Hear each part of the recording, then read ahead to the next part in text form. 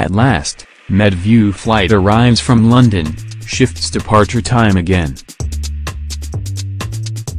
After 3 days of cancelling its flight out of London Gatwick Airport, a Medview airline jet finally arrived in Lagos, Nigeria on Tuesday morning with some of its abandoned passengers. The airline, for the third day running, has also pushed back its departure time for its flight from Murtala Muhammed International Airport to London Gatwick Airport. Medview's flight, which was estimated to arrive at 5:10 hours, finally arrived at the Lagos airport at 9:15.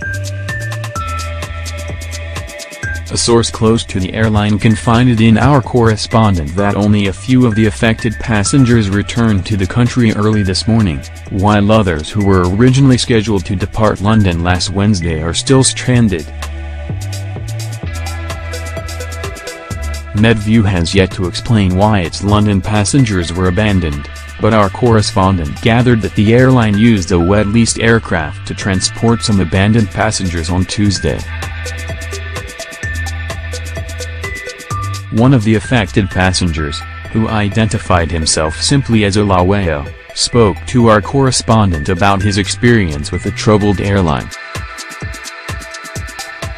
Most of us who were scheduled to return to Nigeria since last Wednesday are still in London. We don't know why we were not given priority by the carrier. As it stands, no one is talking to us about our movement. This is very bad and unexpected from an airline that has barely spent 18 months on the route.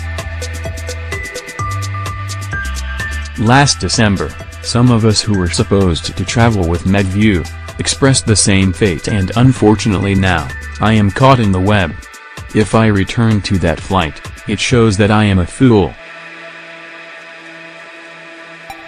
This is going to be my last with Medview, Olawale said.